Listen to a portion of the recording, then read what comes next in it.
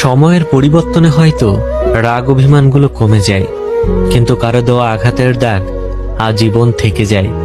সুন্দর হওয়ার চেয়ে সৎ হওয়া বেশি প্রয়োজন। মানুষ সৌন্দর্যের কদর করে মাত্র কয়েক বছর, কিন্তু সততার সম্মান মৃত্যুর পরেও থাকে।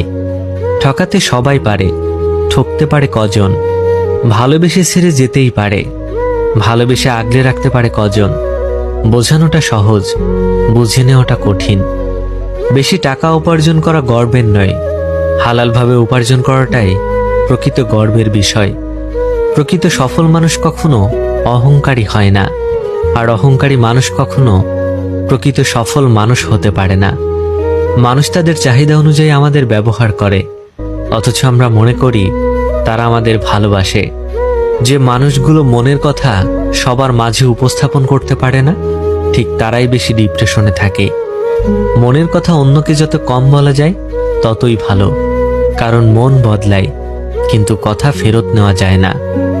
সম্পর্ক কখনো রাগ, অভিমান, ঝগড়া বা ভুল বোঝাবুঝির জন্য শেষ হয়ে যায় না।